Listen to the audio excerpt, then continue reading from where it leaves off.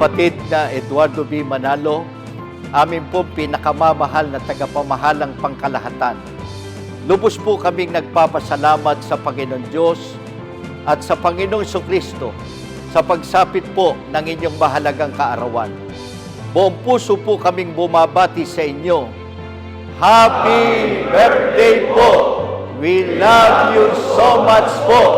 Purihin ang Panginoon!